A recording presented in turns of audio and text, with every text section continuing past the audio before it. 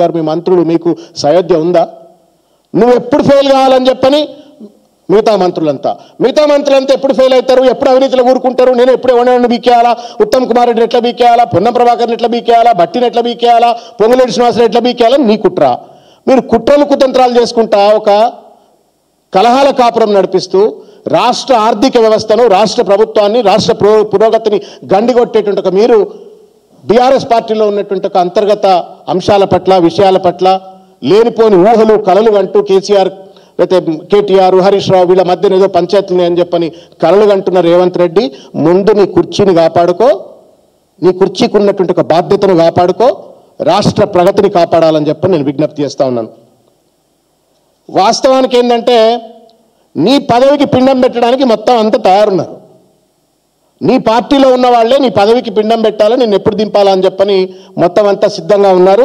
దాన్ని ఫస్ట్ కాపాడుకోవాలని చెప్పని నేను కోరుతా ఉన్నాను. ఇకపోతే నేను ఇంతకుముందు చెప్పినట్లుగా 2 సంవత్సరాలు ఇంత దుర్మార్గంగా, ఇంత అసమర్థతతో పరిపాలన చేసినటువంటి ఒక వ్యక్తి భారతదేశంలో ఏ ముఖ్యమంత్రి కూడా లేడు. Only because of the chief ministers negative mind set, ఒక వ్యతిరేక ధోరణితో, అవినీతి ఆలోచనలతో మొత్తం పరిపాలనను విధ్వంసం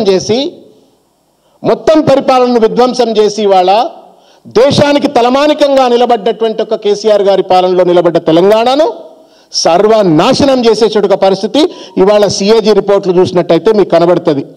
రెవెన్యూ రిసిప్ట్స్లో, ట్యాక్స్ రెవెన్యూస్లో, జిఎస్టీ రియలైజేషన్లో, స్టాంప్స్ అండ్ రిజిస్ట్రేషన్ రియలైజేషన్లో, సేల్స్ ట్యాక్స్లో, స్టేట్ ఎక్సైజ్లో, మొత్తం అన్ని రంగాల్లో కూడా పెద్ద ఎత్తున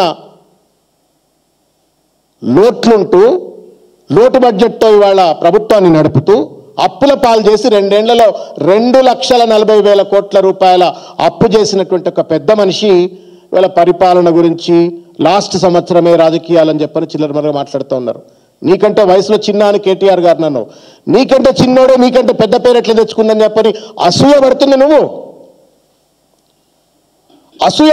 నువ్వు. ఆయన అంటా ఉన్నాడు, హరీష్ రావు గారు అసూయ తగ్గించుకోవాలా, కేటీఆర్ గారు అహంకారం తగ్గించుకోవాలని చెప్పని.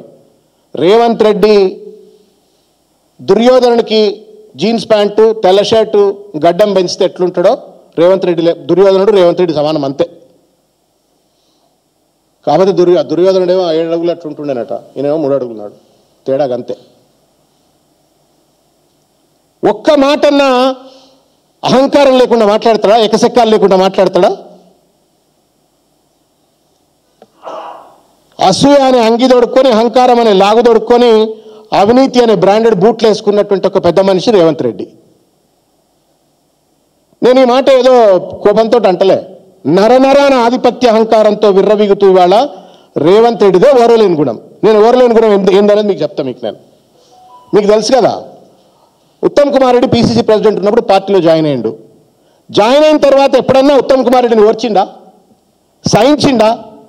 ఉత్తమ్ కుమార్ రెడ్డి మీదనే సోషల్ మీడియా గురించి మాట్లాడుతుండు KTR garu, social media, BRS party social media గురించి. నువ్వేం శుద్ధ పూసవయా? సపరేట్ సోషల్ మీడియా సెల్స్ డెన్స్ నడుపుకుంటా ఉత్తమ్ కుమార్ రెడ్డి నా పైననే, నా పార్టీ వాళ్ళే కేసులు పెడుతుండ్రు, అది కూడా రేవంత్ రెడ్డి, సునీల్ కనుగోలు ప్రేరేపితం అని చెప్పని కేసు